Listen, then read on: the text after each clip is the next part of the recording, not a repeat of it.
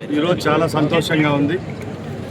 కూటమి ప్రభుత్వం ఆంధ్ర రాష్ట్రంలో ఏర్పాటై 2 సంవత్సరాలు పూర్తి చేసుకున్న సందర్భంగా చిత్తూరు జిల్లా గౌరవ ముఖ్యమంత్రి చంద్రబాబు నాయుడు గారి సొంత జిల్లా చిత్తూరు పట్టణంలో ఈరోజు సుఖ సంతోషాలతో యావత్ కూటమి సభ్యులు అలాగే ప్రజల యొక్క ఆధ్వర్యంలో బ్రహ్మాండమైన సభ ఏర్పాటు చేసుకున్నాం. రాష్ట్ర ప్రభుత్వం ద్వారా గౌరవ కలెక్టర్ గారు ఈ కార్యక్రమాన్ని ఏర్పాటు చేశారు. ఈ కార్యక్రమానికి 3 పార్టీలకు సంబంధించిన దశరథ మహారథులు ఈ కార్యక్రమంలో పాల్గొన్నారు. ఈ 2 సంవత్సరాల్లో ఏవేవి అభివృద్ధి కార్యక్రమాలు ఈ జిల్లాలో జరిగాయో ఒక్కొక్కటిగా నెమరు వేసుకోవడం జరిగింది. ఇంకా రాబోయే 3 సంవత్సరాల్లో ఏవైతే సంక్షేమ అభివృద్ధి ఫలాలు ఈ జిల్లా వాసులకు అందించాలో అవి తప్పకుండా అందిస్తామని చెప్పి సభాముఖంగా అందరికీ తెలియజేసుకుంటాం. ముఖ్యంగా చంద్రబాబు నాయుడు గారు పుట్టి పెరిగిన చిత్తూరు జిల్లాలో ఈ 2 సంవత్సరాల్లో ఎక్కడూ లేని విధంగా అభివృద్ధి జరిగింది. ముఖ్యంగా కృష్ణానది ఎక్కడ, అది పుట్టుకెక్కడ, ప్రవహించేది ఎక్కడ.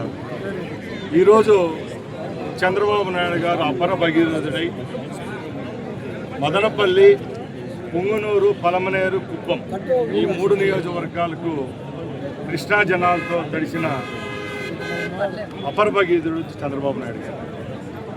అలాగే సంజీవని కార్యక్రమం రాష్ట్ర వ్యాప్తంగా పేద ప్రజల కోసం తీసుకొని రావాలనే దృఢ నిశ్చయంతో మొట్టమొదటిగా రాష్ట్రానికి అందించడం జరుగుతుంది. అలాగే సగర్వంగా తెలియజేసుకుంటున్నాం, ఈ 2 ఏళ్ల పరిపాలనలో చిత్తూరు జిల్లాలో సంక్షేమానికి అభివృద్ధికి 4,000 కోట్ల రూపాయలు పేద ప్రజలకు పెట్టుబడిగా పెట్టడం జరిగింది.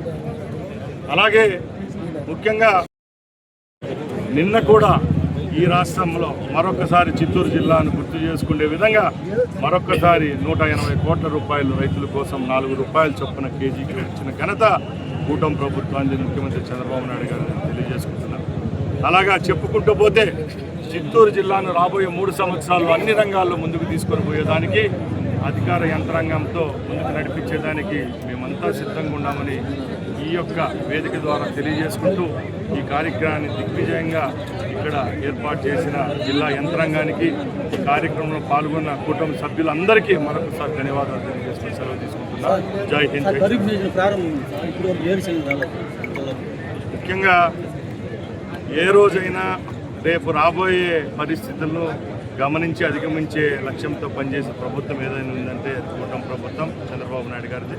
తప్పకుండా రైతుల యొక్క పక్షపాత అయిన చంద్రబాబు నాయుడు గారు తప్పకుండా ఈసారి రాబోయే ఖరీఫ్కు ఎవరైతే వేరుశెనగ రైతులు ఉంటారో వాళ్ళందరికీ ఏదైతే సీడ్స్ ఇచ్చేదానికి కూడా ప్రణాళికాబద్ధంగా 2-3 రోజుల్లో చర్యలు తీసుకుంటామని చెప్పి